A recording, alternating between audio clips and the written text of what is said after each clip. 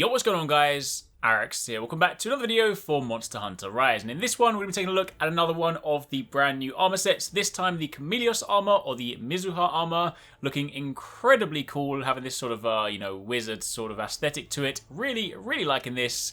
And we're going to take a look at the skills and also take a look at some of the weapons, because the weapons are incredibly cool this time around. Obviously, I haven't had a chance to craft them all, but we'll take a look at the stats and I'll show you a few of those samples. So if you do enjoy this, a like would be super appreciated. Let me know if you guys have crafted this yourself. And of course, if you missed any of the other videos, we have put up a video on Teostra and the other armor set. And we'll also be taking a look at Kushala later on. But if we jump over to the smithy, this is the armor. You can of course see it from all angles. You've got this kind of interesting Chameleos-like tail covering your backside. But the equipped skills for this one are Mind's Eye, Ballistics, Evade Window, Chameleos Blessing, Poison Attack, and Peak Performance. So to begin with, of course, Mind's Eye, very useful skill, 100% chance that your attacks will not be deflected, and plus 30% damage to hard targets when activated. Generally speaking, just nice attacking different parts of the monsters, but also good if you happen to be running, say, Bludgeoner builds and you want to sort of lean more into that green sharpness. You then have Ballistics to extend the range in which ammo and arrows have maximum power. You have some points in Evade Window, which of course is pretty handy. Level 4 greatly increases your invulnerability window, giving you more options to roll.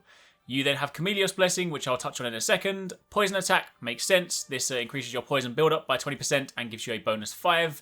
And 2 points in Peak Performance, giving you plus 10 attack whilst it is active, which is of course when your health is full.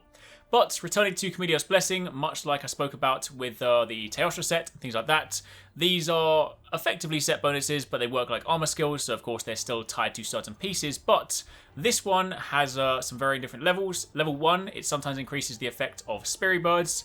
Level 2 also negates minor and major wind pressure. This also extends the duration of your poison's effect on monsters, and it also negates all wind pressure. So again, I spoke about this with Teostra, this being the whole triangle between monsters. Chameleos stuff is good for fighting Kushala, hence why you have the wind pressure negation and you have the poison duration stuff there. So that is pretty nice. But if we take a look at the actual armor pieces, the helmet has a level 1 slot, the chest has a level 1 slot, the gloves have a level 1 slot, the waist has a level 1 slot, and the legs have a level 2 slot. So not too great on the slot front.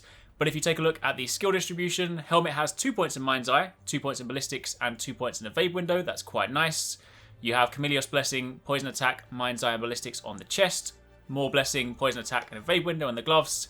1 point in Blessing, Poison Attack, and Peak Performance on the waist. So a couple of points in Peak Performance is actually quite nice there. And of course, on the legs, you have Evade Window and Chameleos Blessing. So not necessarily as good. I will say the helmet is definitely a nice pick, and potentially the waist. But outside of that, it's kind of a pick and choose it as you see.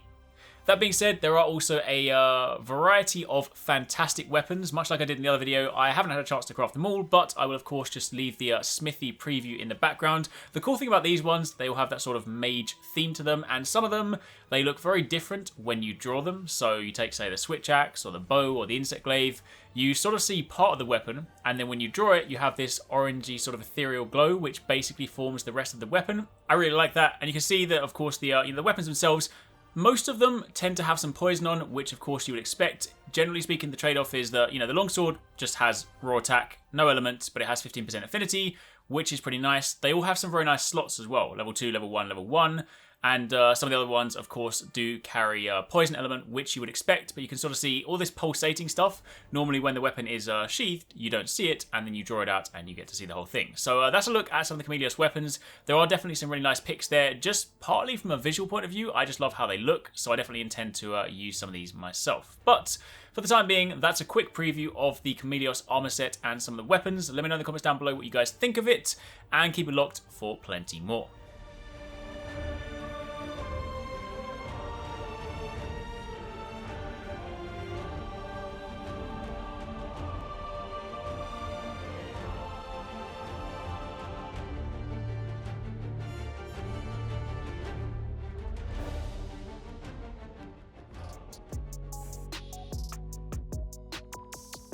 If you want to catch more from us at Arekkz Gaming, don't forget you can catch the guys 269, Paradise Central, and Invest More streaming over on Twitch weekdays, playing a variety of games. If you guys want to jump in, tune in, watch, and even join in, then make sure you check them out. The links to those are in the description box down below, and of course you can join the Discord to get involved in all of the discussions.